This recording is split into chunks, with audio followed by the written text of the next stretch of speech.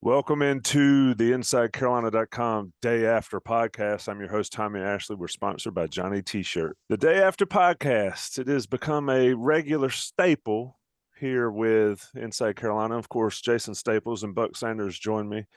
Buck, I'll come to you as I always do first. I think I'm going to entitle this one 3 and None. Carolina is the only team in the country that stands 3 and 0 right now. Carolina's game in itself there's plenty to talk about. But after watching college football yesterday, I mean, this place is on its head, Buck, and Carolina's leading the way. Who'd have thought it? Yeah, the Sun Belt, which as we were talking about, it just went nuts yesterday, and I wonder how many people have any different perspective on the Appalachian State game after they went to Texas A&M and took down the Aggies. North Carolina fans might be feeling a little bit different about that game these days, but they only needed to score 17 to beat Texas A&M, and they scored 61 and still couldn't beat UNC at home. So it's a crazy, crazy world we're living in. I thought yesterday's game did not go much differently than I suspected it would go. North Carolina was favored by 7. I thought there was a moment where a couple of moments where Drake May looked almost human, which was a difference for all of us that have been watching him so far, and just in general. And Drake May gives North Carolina a chance to win every game it's in. I thought all the phases of the offense eventually came together. The running game was slow to begin with. And I think we can get more in depth about this later on, but I thought maybe, just maybe, North Carolina found a defensive leader yesterday that can raise the bar a little bit on that side of the ball. They did, and Jason, let's start there. We've talked a lot about the defense. They're much maligned. They deserve a lot of that malaise that they get. But I found it very interesting to see all the internal chirping going on there in Georgia State down in Atlanta, and it was not surprising to see who pulled them together. Though one of the three that pulled them together was a little bit surprising for me, but it seemed to flip some sort of switch. What did you see differently before and after that occurred? Anything from your trained eye, or was it just one of those things where guys started to do their job consistently in the fourth quarter? I thought the overall level of physicality, maybe in terms of the front, was the biggest thing. I don't know that I would say it changed. I think it got a little. I think it got a little more consistent. I do think you saw a few fewer missed assignments maybe after that, but I think overall they just handled their business up front. And they got a few. I mean, Georgia State made some plays, and then after they actually made some of those really good throws and catches and so on, they also didn't make any of those after that as well. So I wouldn't necessarily credit that to a major shift in coverage or quality in the back end, but I do think that up front they got after business just a little bit more after that. Yeah, of course, we're talking about Power Echols, Cedric Gray, and Des Evans getting the defense on the same page there. I think it was after Georgia State went up 28-21 on the touchdown and the 2-point conversion. But we talk about leadership, and we've talked about leadership a ton and how it has to be player-led. Eccles is that guy. Des Evans hadn't been that guy, even though he's been playing his butt off for the past 5 or 6 games, at least outwardly. Your thoughts on how that sort of transition from maybe older guy on the team being a leader to a guy like Power Eccles actually stepping in, stepping up, and being vocal. He said, in the post-game presser, I tweeted it out that folks need to listen to it, but somebody had to do it, and it was a young guy that did it, and it seemingly had some effect. Your thoughts, Buck? just in general, and, we haven't really ever discussed this subject that I know about. Maybe we have, but it just seems to me that leadership comes a lot easier from the linebacker position at the college level, specifically the middle linebacker. But the linebacker group generally provides a lot of the leadership. Defensive line, they're shuffling in and out. I saw that North Carolina played 10 different defensive linemen yesterday. That should quiet some of the angst among the UNC faithful.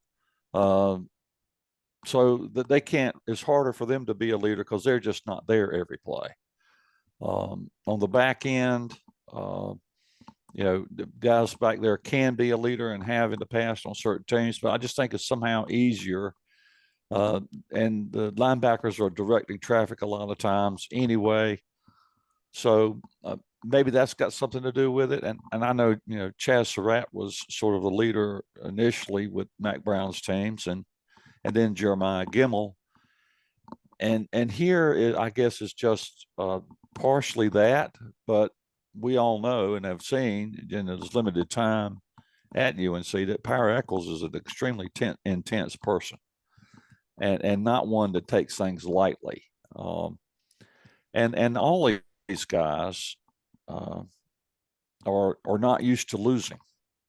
They won at the high school level, and they're used to winning, and they're used to not sucking on defense, just in general. So I think maybe that had something to do with it. But it was interesting to see that both linebackers stepped up and provided that leadership along with Des Evans, and that was good to see. For Des to take a role. But being a younger guy in this particular case, it was, Mother was the inventor of however that phrase goes. Necessity was the mother of invention, I guess is the phrase. And Eccles just happened to be there. So regardless of how it got to be where it is we talked about this last week. Coaches can coach, and schemers can scheme. X's and O's are X's and O's, but leadership, player-led teams are the ones that are typically the most successful in college football. Jason, we see it and we mentioned these Sun Belt teams. I mean, they've got guys that are grown men playing, and they're beating, top 6 teams on their home field and all that. How often do you see it coming from a young guy? From your perspective, you've been around football for a very long time. 2-part question. 1, the young guy thing, and 2, coming from the middle linebacker on the defense. It seems like you look back, Mike Singletary, people like that, it's always that guy. And a lot of it's for the reasons Buck stated, but where are you on it being Power Echols as the linebacker and also Power Echols as one of the young guys on this defense? It's pretty common that it's a Mike backer. I mean, that's those guys.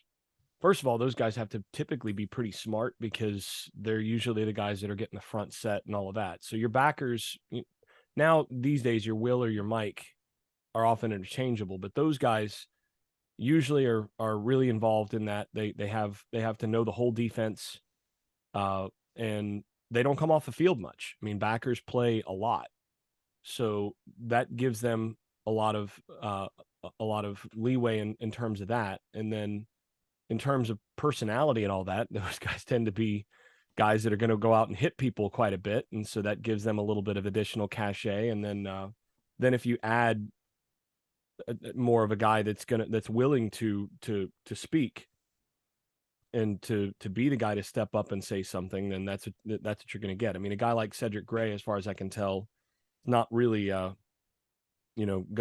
get loud all that often. He's a little quieter, so you'll see a different kind of leadership from him. But yeah, that's not that uncommon for a guy like for a guy in the position of Eccles. As far as it being a younger guy, I mean, it's not as common that the younger guy is steps in and becomes sort of the team leader on different things. But if that guy's a starter and is playing a ton of reps and is actually a good player, then yeah, that can happen. And it does happen. It's not about age as so much on these kinds of teams as it is a guy who's actually doing what he's supposed to do. If a guy, and we've all seen guys try to do this, guys try to be leaders before they actually, can play. It's really hard if you've got a guy that's trying to lead who isn't actually doing what he's supposed to do, who isn't good enough in some cases. I mean, you get these guys that they desperately want to be a leader. They have the charisma, they have the mouth to do all this stuff, and they step up, and guys on the team who are actually good players are like, shut up, man. Like, you can't play, you can't do my job, so shut up, just sit down, because that guy isn't good enough to talk. So that's really where a lot of stuff happens with the young guys. Is a lot of times the young guys just haven't earned the respect to be that guy. And then, to Jason's point, if I can interrupt for a second, does anybody shocked that a redshirt freshman is the leader of the offense? And is there any doubt who is the leader of the offense? So we don't even bother questioning that at all. So I'm not sure how relevant it is in Power's case. I agree with that. That's a good last word there. Yeah, I mean, everybody talks about the youth and all that stuff, but Jason, I like your point. You better be able to play, because nobody's going to follow a bum. You can talk it all you want, and we've seen that. We've seen guys, not just with Carolina, but in a ton of sports, that are the talkers, but not getting it done. And I think we saw a little bit of that yesterday against Georgia State, where some course correction during the game needed to happen, and Power Eccles stepped up and did it.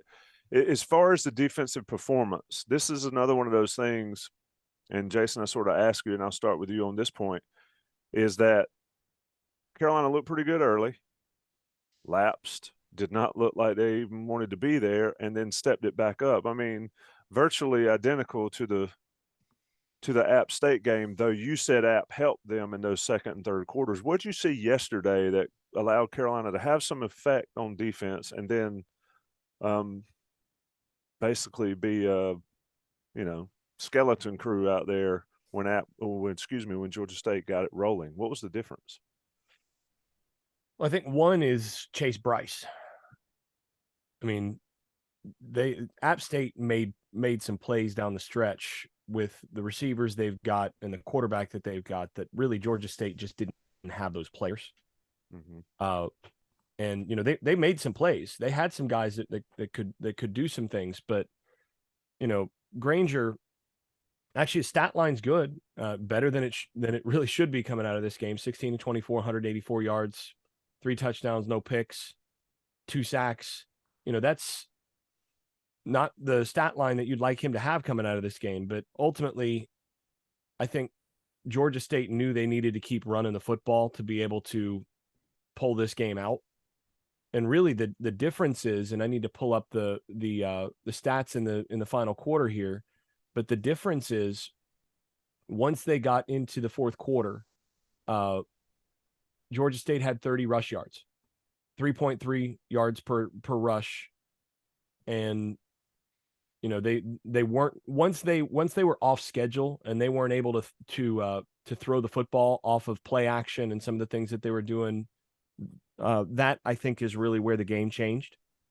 I mean, you look at through the third quarter, they had 205 rushing yards and they were averaging 4.6 per attempt.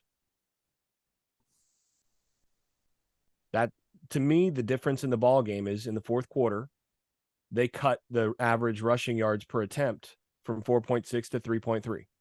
And they had some tackles for loss. They had some overall first down wins that led to more more bad leverage situations for Georgia State, and Georgia State wasn't able to stay on the field as an offense and get some drives. I mean, that's the difference in the game. Carolina scored 7 in the fourth, and Georgia State didn't, and that's why. 58 total yards for Georgia State in the fourth quarter, still more than you'd like to see, but it was better. And I think they closed the door there. Whereas I think third quarter, you look at, they had, actually looking at the third quarter, that's where they scored 18 points. They had 205 yards and 4.8 yards a rush in the third quarter. So you talk about that lull. The lull was really coming out of the half, where they gave up 18 points in that 205 yards. And that didn't look so good. Average yards per play over that third quarter stretch is 8.2. And then 3.6 yards per play in the fourth quarter. I mean, that's a 5 yards per play difference between third and fourth quarter. That's where they locked it down. And again, I think it basically traces to the defensive line and the linebackers actually getting guys on the ground and doing so in a physical way to actually to close that door. They took care of business there. That was where it was there. That's where it was. I don't think they did a whole lot different. I just think they started doing a little better. But give me your standouts on defense. I think Jason said it last week. Rucker's just a dude. I mean, he's going to be there every game. He continues to be. But other than Rucker, give me somebody that popped for you on defense that maybe we haven't talked about enough in these first 3 weeks. I don't think we've talked about Noah Taylor enough. He's probably getting more pressuring the quarterback more than anybody else on the team. And so, and then the play last week where, if not for him, maybe North Carolina is 2-1 and not 3-0. So I think Noah Taylor has really contributed to the defense a good bit. I think DeAndre Boykins, since we got Rucker off to Taylor, Butcher just had a hell of a game yesterday. He was just amazing.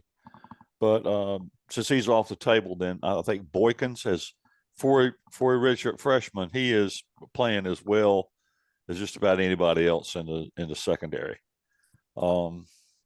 So those people stand out to me. Rawa Dilworth made some plays yesterday. He wasn't in. I think he may have gotten only 23 snaps, but that's still more than he's had up to this point. But he flashed a little bit yesterday as well. So, those are the ones I would single out. Sedgray, Eccles, Rucker, Taylor. I think the defensive tackles didn't have their best game here. I think the Georgia Tech offensive line was, got the better of them for the most of the contest yesterday. So the ones I named are the ones that I think probably flashed the most yesterday.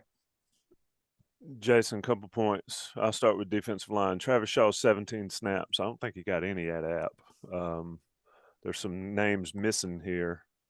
Rucker with 42, Noah Taylor up at 69. Javari Ritzie, I thought, was in. I saw number 5 flying around. What'd you see from Ritzie and Shaw, especially Shaw yesterday, and especially if Miles Murphy's injury? I haven't heard anything. It did not look good. But your thoughts on Shaw getting some run there and being effective? Yeah, I mean, you can see he could still afford to, get to shed some of the baby fat, some of the freshman weight, but you also can see the ability to compress. He's one of those guys that he could be a little high and still wind up being the guy that's pushing the other guy back. I mean, the power, the raw power is definitely there. He just doesn't move as well laterally as you'd like to see yet. But it's in there. You can see it inside him, and he's going to be really special once he gets one more year in the strength and conditioning and a year of experience. But he's a guy that I think they need to start using a little bit more in especially in run heavy downs, just because of what he can do in terms of compressing and using that power. Ritzy was a guy that I thought played a little better this week than he has the first couple. He had some things weren't great early, but there's actually one play, I think it was in the early fourth quarter, where they had a short yardage play, and it was a run to the left, and I need to go back and look at that one a little closer. But basically, Ritzy, they're in a 3-down situation, and Ritzy had the offensive tackle come off, and it may have been a zone. I think it may have been an inside zone or something like that. But the offensive tackle came off and tried to move him, and Ritzy footwork still wasn't as clean as I'd like, but you could see him get his hands in the right spot and completely shed the tackle, and then got in on the tackle in the backfield, and that, or right around the line of scrimmage. And that play was one that I thought was really important for the overall defense and for the outcome of the game. So you could see him getting some blocks shed. You could see him doing some things, especially late. And I don't think they counted him as in on that tackle for a loss, but he was right there. And just the way the front handled that overall situation where they got Georgia State off the field, I think was a big thing. And again, I think Ced Gray deserves more credit than anybody has been giving him up to now. I think he's playing at pretty close to an all ACC level. I mean, 11 solo tackles, 2 tackles for loss in this game, and the guy was everywhere. So that's another guy I can't not mention in terms of that. But I thought Ritzy took a nice sort of half step forward in this one. Yeah, we're looking at the Carolina defense here. I think Rucker, Gray, and Eccles are 3 that we could just sort of punch in a segment on each game. I thought, to your point, Ced Gray came up and made some plays, a couple sideline tackles, and Power Eccles looked like just a missile out there running around getting the guys. He makes mistakes where he's supposed to be sometimes, but the effort and his ability to make up with it with his speed is something to watch. Then the leadership thing is just another layer, different level layer. But last segment on the defense, we got to talk about the bad.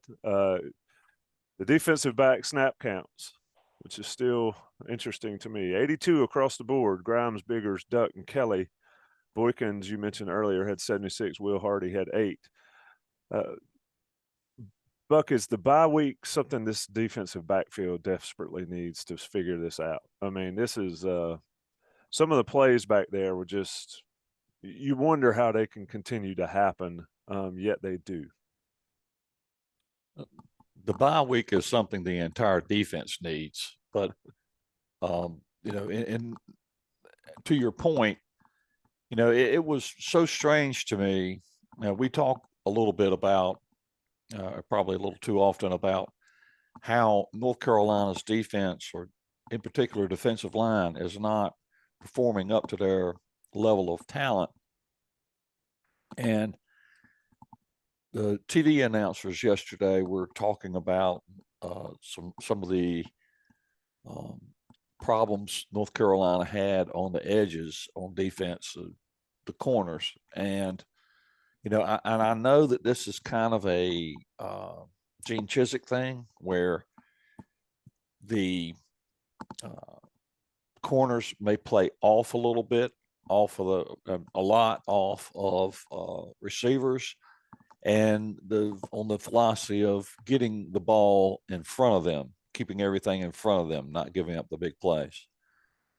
But to hear the announcers talk about North Carolina's pass coverage on the edges in particular, more so than in the middle, how soft it was and how weak it was and how not good it was, which they did several times.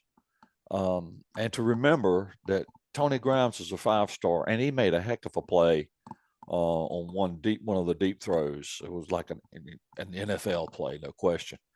But he also got flagged for pass interference.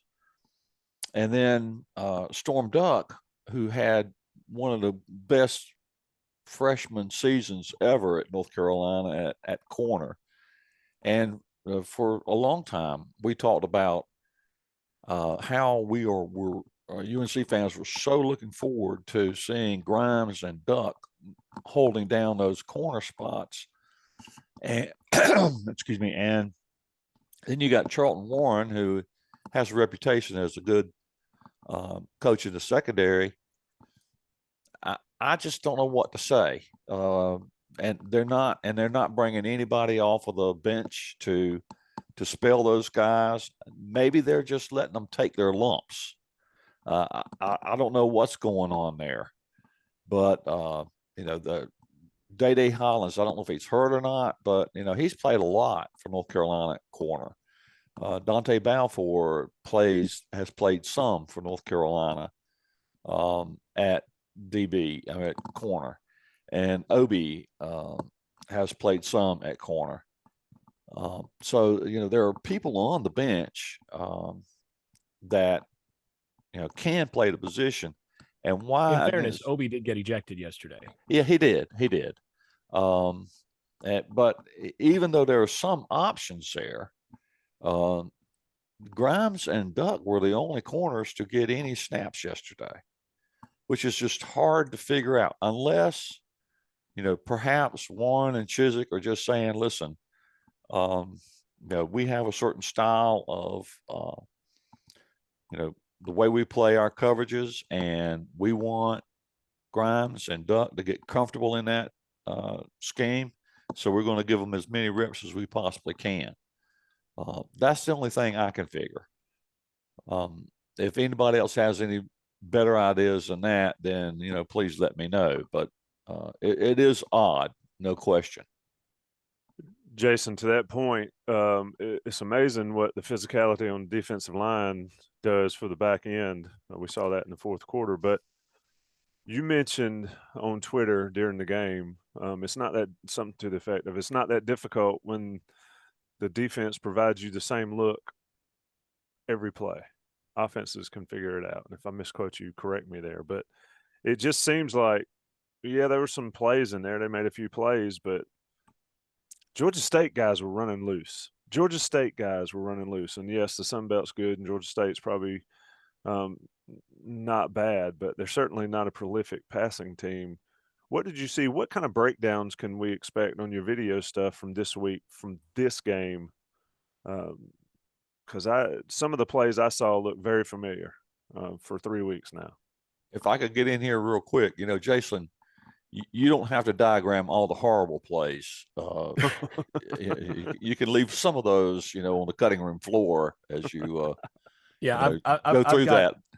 I've got more plans. Actually, I was thinking about this last night. My plan this week was actually to be a little more positive. I've got one negative defensive play I want to look at, partly because I got it wrong when I first watched it, because I thought they were in cover two. I kind of assumed they were in cover two because they are in cover two a lot. And turns out that the play is a little bit more complicated. They were actually in quarters, which is base coverage everybody runs also. I want to show what basically that's tip your cap play, and wanted to show that one. But otherwise, I was thinking about this last night. I think Carolina fans in particular, Tommy, you opened this show talking about 3-0. Carolina is the only team in the country that's 3-0, and not only that. So here's the thing. There were 3 teams that headed into yesterday 2-0. Nevada, Vandy, and North Carolina. And Vandy got blown out by Wake Forest. And then Nevada lost to FCS Incarnate Word. Right? Okay. So that's one of those things where I've been critical of some things that I think need to be corrected, need to be addressed up to now. But I was thinking about this last night. If nothing else, Carolina fans right now should be looking at this and going 3-0, baby. This is where Mac Brown's right. Enjoy the wins. The fact that you've had a couple wins where the team didn't play as well as you'd like, where certain things are concerning, where certain techniques need to be really cleaned up in the bye week, all those things. you know what? You're 3-0. And it's great to be able to fix things when you're 3-0. Because then if you do get them fixed, you got a chance to really do something. This is a team that has met expectations in terms of the score, in terms of the scoreboard, and in terms of the record. If anything, they've exceeded expectations. You remember they were underdogs on the road at App State, and they've got a shot to, looking at the division, they've still got a shot to win this division. So I do want to highlight some of the things that they did to fight back. And one of the things I was really looking for is, okay, where are some of the places where you could see them bow up on the defensive line in the fourth quarter? What were some of the differences? So that's going to be some of the stuff I'm going to be looking at, along with, like I said, I want to highlight one touchdown that they gave up in the passing game, where I think it's just to tip your cap, and sometimes the other team plays well. But beyond that, I mean, I think they did a lot of good things in this game. And Georgia State's a good team. I mean, we haven't talked about this, but look at what the Sun Belt did yesterday. Not just App State. What App State did on the road at Texas A&M, and that's a pretty good Texas A&M team. If nothing else, that's a very, very highly recruited Texas A&M team with a lot of dudes on defense, and they pushed them around.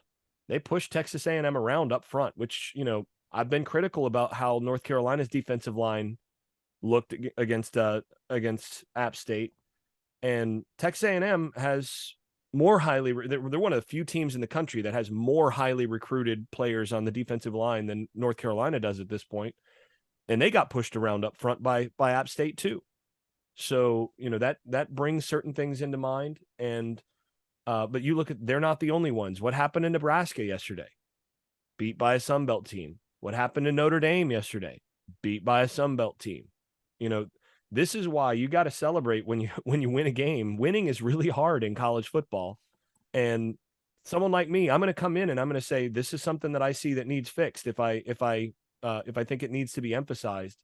But I also really want to call attention to that. Like, look, the margins are super thin in college football, and it's really easy to lose games, and it's really easy to lose games to very good group of 5 teams. I mean, I think you could argue that the Sun Belt East is, on par with, say, the Big Ten West. And all of the Big 12. What's that? All of the Big 12. Yeah, or the whole Big 12. I mean, I think the Sun Belt might be better than the Big 12 this year. So, at that point, I do think this week, especially going into the bye, I do want to highlight some of the positives that we've seen and that we did see against a good Georgia State team. I mean, that Georgia State team is going to contend for their division in the Sun Belt. Although I think, App State has to probably be the favorite there. Yeah, and I agree with that. And that, I wish I could pull that out and put it at the back end of the podcast. But yeah, I mean, just win. Johnny T-shirt just wins.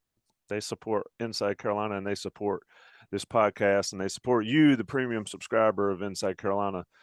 If you need Carolina gear, you need to go to Johnny T-shirt and get it, whether it's in person on East Franklin or it's online.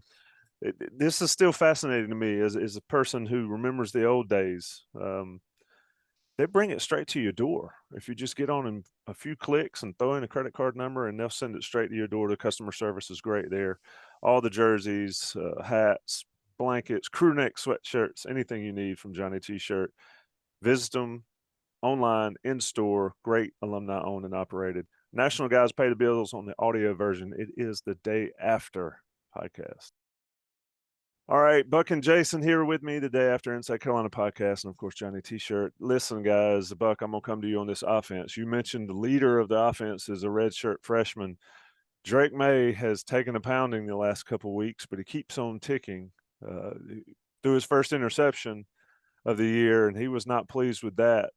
I thought probably got targeted early in that game. It looked like he took a shot to the noggin that had some effect, but the guy just makes plays, and then when you have a stable of running backs, you can keep one fresh the entire game to unleash when everybody's tired. Overall thoughts on what you saw from that unit, despite the 3 turnovers, the adversity they faced, and still get it done? I will be more than happy to talk about Drake May and the offense. But before we get there, if you don't mind, You're the boss. You if do you don't whatever you mind, want.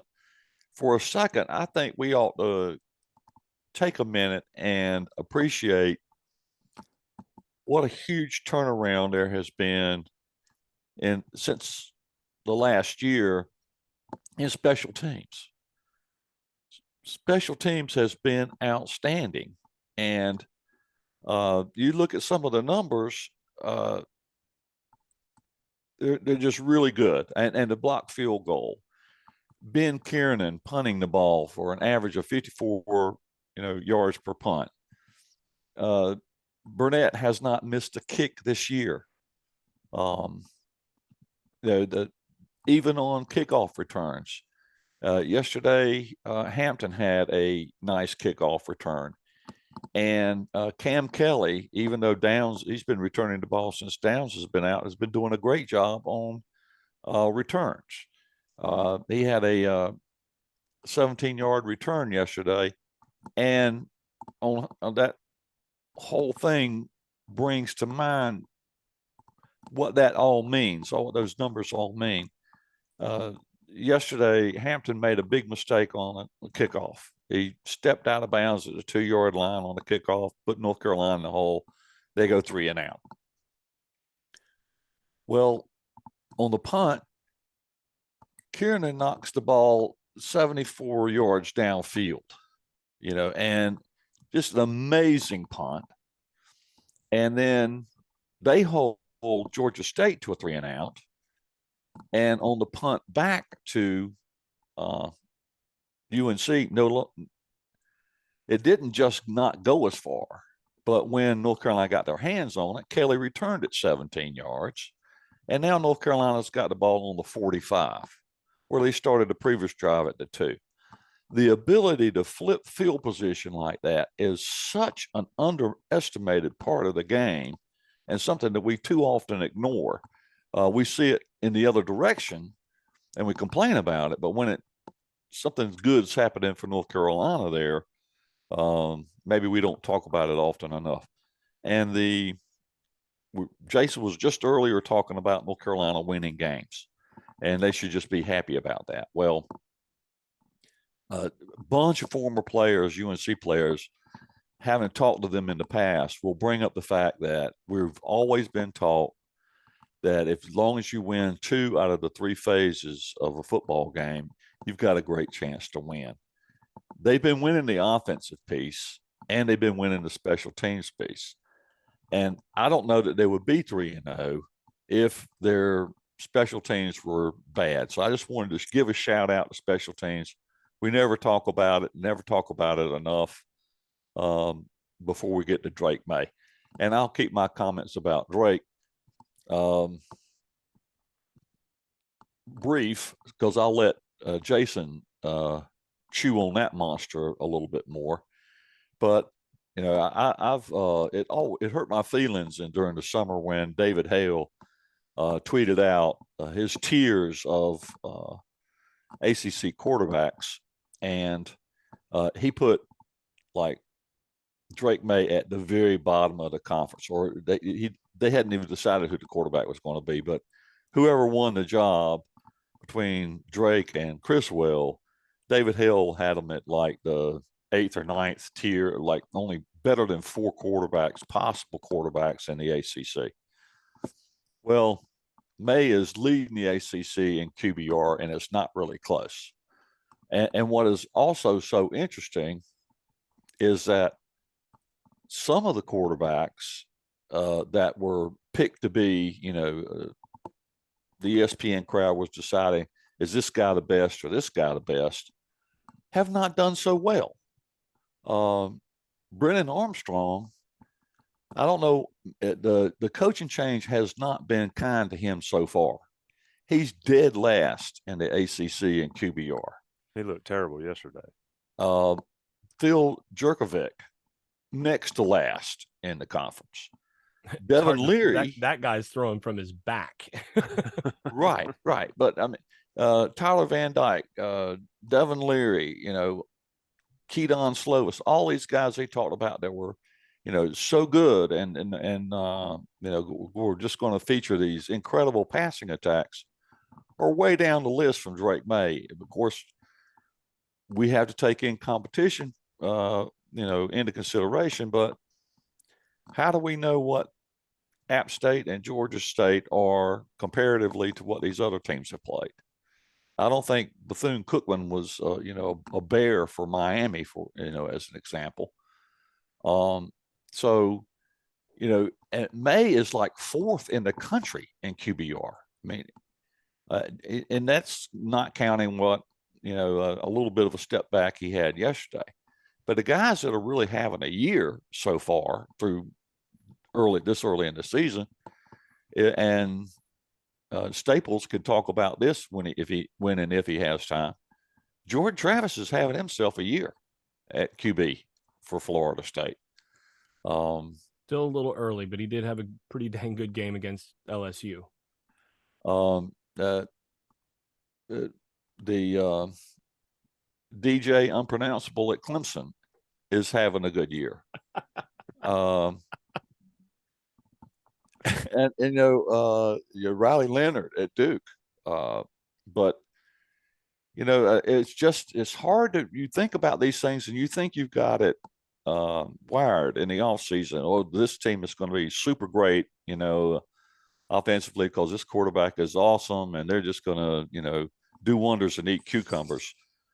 But when it comes time, to do something on the field, it's not there. So, Drake was just amazing. Even though he looked almost human yesterday, he still had an awesome game. DJ Unpronounceable was the only guy in the conference that had a higher QBR than Drake May did yesterday, which was by far not his best game. So I'll let Jason get into it a little bit more because I've already taken up more than my amount of time here. But May, he's just the best. He's the best quarterback in the conference, in my opinion, right now. Mid-season form there from Buck Sanders, Jason Staples. I thought Carolina's offense looked as bad as it's looked all year. Turned the ball over. We talked about that, and we can talk about that. But the fact that they were able to settle it down, I think May's the big part of that. I mean, there was very little rattle there from May, even though he's taking shots and turned the ball over against App and against Georgia State. Didn't seem to faze him too terribly much.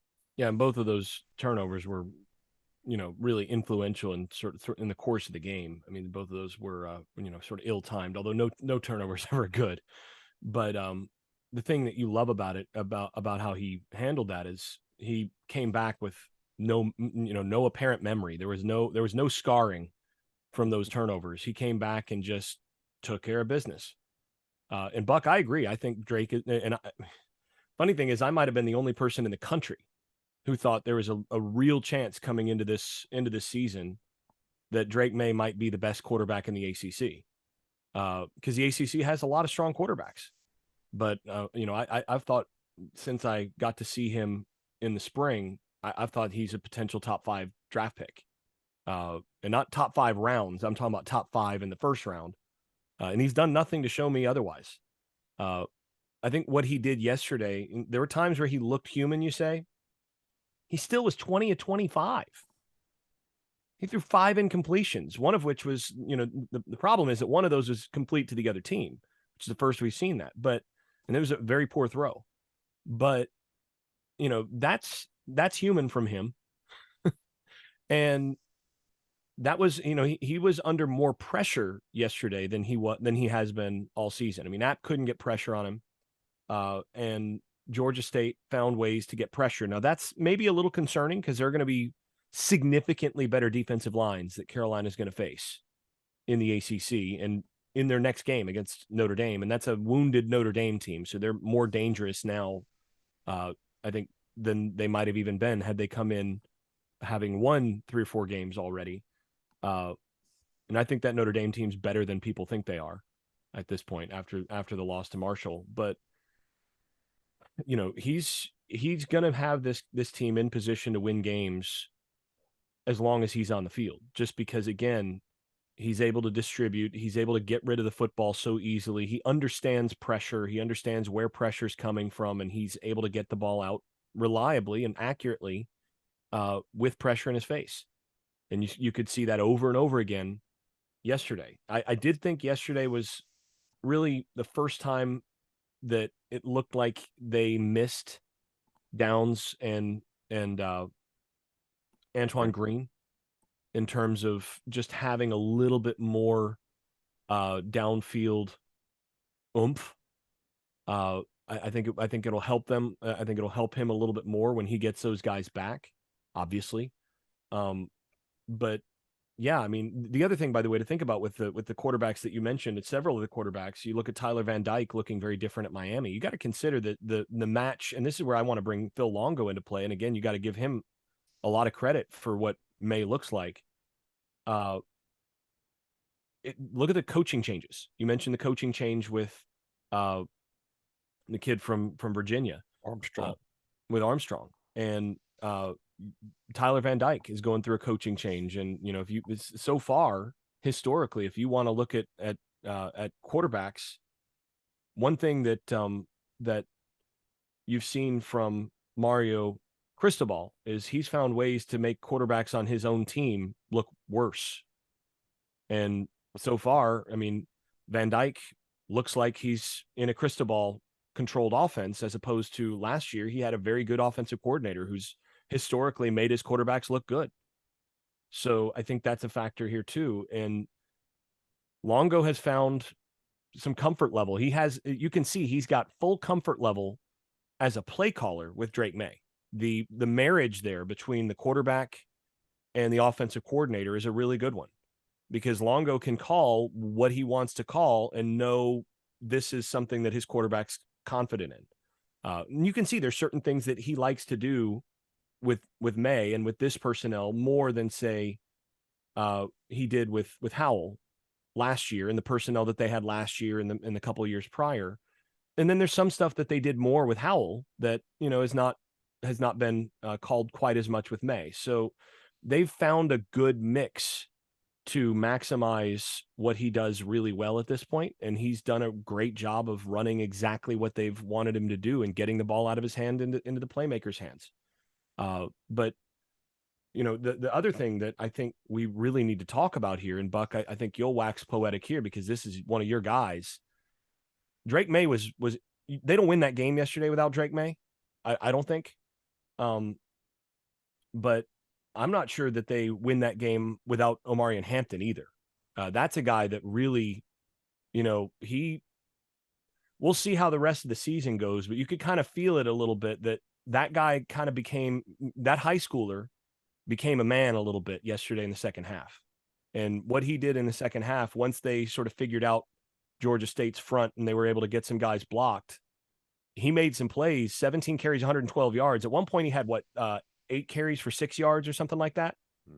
And then all 20. of a sudden just went off on those last 9 carries. And that's the difference in the ball game. So, Buck, I know that's one of your dudes. So, wax poetic, please. Well, I want to mention 2 things about Drake May first. I'm going to buck you. That's what I'm going to do. I'm going to answer the question I want to answer, not the one you asked me. But I'll get around to both of them. But 2 things about Drake May. One was, we often talk about, and analysts often talk about, there's typically an inverse relationship between completion percentage and yards per attempt. That's because, they're in certain schemes by certain quarterbacks. They're going to complete a large percentage of their passes if they're throwing 5 or 6 yard passes. I mean, if they're throwing a lot of very low risk passes, then their completion percentage is going to be higher. Those with yards per attempt that are much greater typically have a lower completion percentage because it's harder to complete those deep passes, longer passes. So that's a thing in college football or football in general. But with May, he's completing 75% of his passes, and he's doing it at nearly a 10 yards per attempt clip, which is just freaking unheard of. You know, if he was completing like 62% of his passes and getting 10 yards per attempt, that'd be one thing. But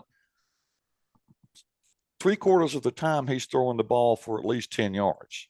I mean, that's damn good. And the second part I want to talk about is my favorite pass from May yesterday was an incompletion. The one that he threw to Bryson Nesbitt, or attempted to throw to Bryson Nesbitt in the end zone, that where Nesbitt drew the pass interference call. Because quite literally, the only way you're going to stop that completion moving forward against UNC is to commit pass interference. There's just no other way to do it, because May is accurate enough and Nesbitt catches the ball well enough. So if you don't commit a foul there, they're going to complete that pass. And what's that do? Which brings us back to Hampton here. That puts the ball on the 1 yard line with handing the ball to Amore in Hampton, which is money in the bank. I don't know how many of those carries he's gotten so far this year. At least 3, I think. 1st and 2, 1st and 1, whatever. That he's had no issues getting in the end zone from that distance, and that is really going to make a difference for Phil Longo's red zone percentage, as long as he's got a healthy Hampton in the backfield moving forward. Yeah, that guy runs angry. Quick thing, Buck, to reinforce your Drake May point here about completion percentage and all of this. I'm looking right now at his pass chart. So, outside left between the numbers, outside right, 0 to 10, 10 to 20, 20 up. And you look at this and you go, okay, where's most of his damage? And just to put it in perspective, I was looking at LSU's Jaden Daniels after the LSU Florida State game. Jaden Daniels only in that game attempted one pass over 10 yards beyond the line of scrimmage, that traveled over 10 yards beyond the line of scrimmage, and it was incomplete. So that, a lot of teams run a lot of their passes that are thrown between 0 and 10 yards of the line of scrimmage these days. Drake May, the majority of his damage is 10 to 20 yards between the numbers. He's torching teams, basically between the hashes on those middle throws between 10 and 20 yards downfield. He's 13 to 20 on those for 258 yards, 3 touchdowns, and 147.9 NFL passer rating between the numbers, between and throwing it over 10 and just under 20 yards downfield. But then you go to the next levels, 20 plus outside left, 149.3 NFL passer rating.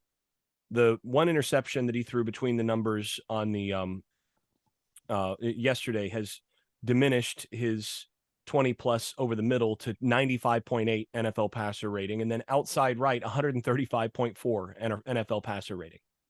When you go down the field with him, he's making defenses pay. He's throwing fewer balls behind the line of scrimmage, or 0 to 10, than most quarterbacks, and certainly than most quarterbacks who have the kind of interception numbers that he does at this point. It's fascinating to watch. Sam Howell didn't throw many balls over the middle for the first couple months of his career, right? He was first year and a half.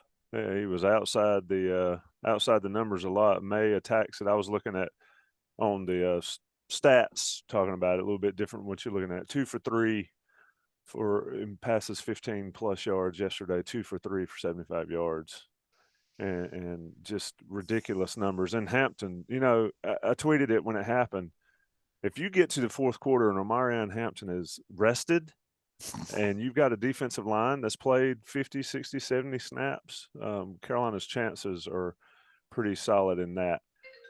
Let's get where we're going to wrap this one up. This has been the day after podcast, about an hour in. Buck, I'll let you get the your last word here on what does Carolina need to work on going into the bye week and heading out of the bye week specifically, or that you would like to see differently. We know the issues, but they're 3-0.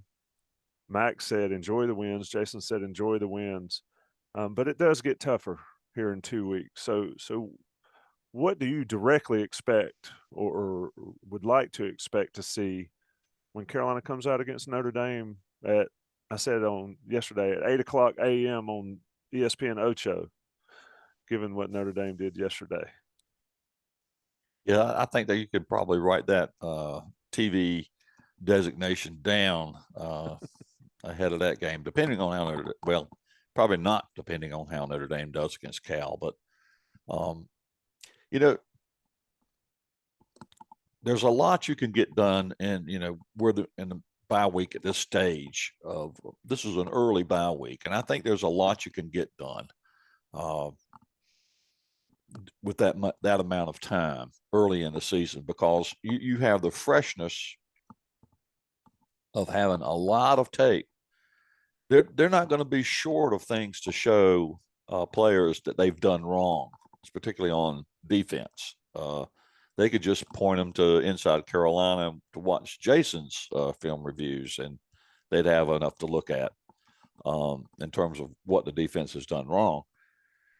So, all that's important. And, I meant to make this point a little earlier. We talk about X's and O's a lot, and they are important. And we talk about star rankings. They're important. We talk about play calling. That's important. We talk about all those things, and fundamentals and technique and all of that. All of that goes into it. But I'm of the opinion that what's going to make a difference in 2 weeks against Notre Dame and moving forward from there is to recapture that feeling that the defense had after they got the sermon from Power Eccles and his associate pastor, Ced Gray, and Des Evans. Running off of that emotion, I think, being able to capture that emotion and channel it into improved focus, play, just intensity and general physicality. I think that's more of what North Carolina needs than anything else it could possibly get. And if they capture that moving forward, starting with the Notre Dame game, get out there and play with some intensity. Go out there and play with some feeling. Capture that motion that you felt when Georgia State had a drive of 10 plays for 98 yards.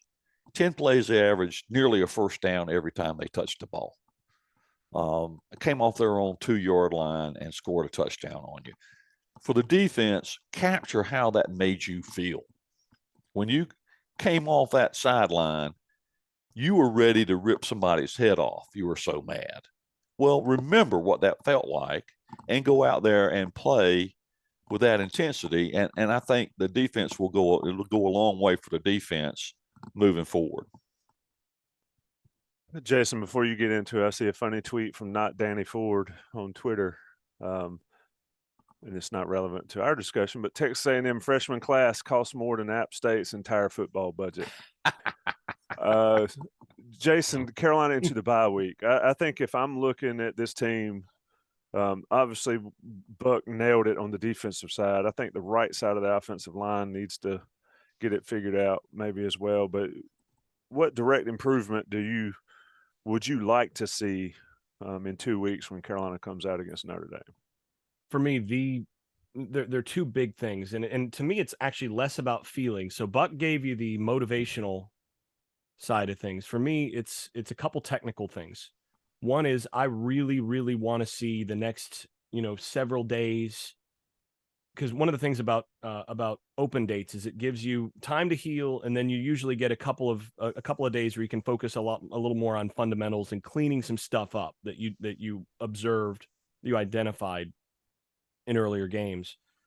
I want to see them clean up some basic footwork and fundamentals on the defensive line to get those guys getting a little more penetration. So essentially, I want to see the defensive line against Notre Dame looking a little more like Tasmanian Devil and a little less like Daffy Duck. I want to see them getting that footwork, getting up under guys' pads, getting that pad level low, and getting into gaps in ways that we haven't quite seen so far this year. And I think that more than anything else has the potential to change what this defense is. If the defensive line starts to play to the level that they could, then I think a lot of things change for what's happening behind them. And then I'd like to see the secondary just get a few things cleaned up in terms of communication, in terms of passing guys off where they need to be, making sure that the openings in the zones, which when you run a lot of zone, and especially when you're playing off on the corners and things, there's gonna be open spots. Like that's the thing. You're gonna give some openings in exchange for typically not giving up stuff over the top. But you've got to make those openings as small as possible. You want to squeeze those openings and force great throws in order to beat you. And right now they're just a step or two off in terms of squeezing some of those openings and getting some things tightened up. So again, it's a matter of tightening up what they need to do, getting the techniques just right, getting their timing right when they're defending, a curl flat concept or a corner flat concept, which they got beat on yesterday. Some of these things, tightening up the seams when you're trying to wall inside verticals, some of these things that they just need to get a little bit better technically on and just clean that up just a little bit.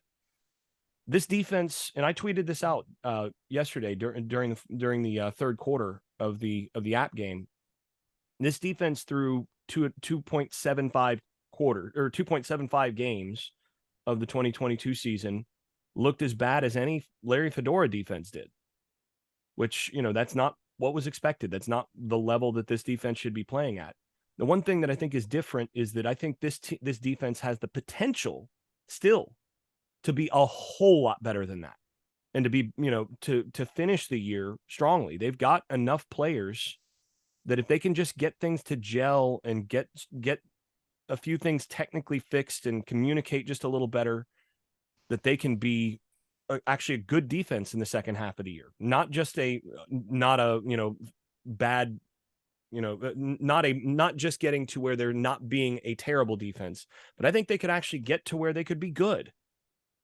They've got the players, they've got the talent to do that, but they've got to get some of those little technique things refined and get some of that stuff fixed. And they got to do it all together. It's just defensive line, get your stuff fixed. Back seven, tighten up, your technique and your communication and squeeze some of those zones. And all of a sudden you click your fingers and you snap your fingers and it's a completely different scenario. So that's what I'm looking for. I'm curious to see how they'll handle that over the next couple of weeks, because I know that defensive staff has some really smart guys on it with a lot of experience who know what they're doing. And now I want to see how well they can get some of this fixed, because I know they've identified everything I have and more. And now I want to see what they do to be able to get some of that stuff resolved. Good stuff from Jason Staples. Great stuff from Buck Sanders. It's been the Day After podcast. Not one next week. We'll be back in 2 weeks after Carolina and Notre Dame in Kenan Stadium on September 24th. Guys, it's always fun to talk. It's always great to wake up and have breakfast with Staples and Sanders on a Sunday morning. This was when you're just another 3-0. When you're 3-0. 3-0. Talk to you guys later.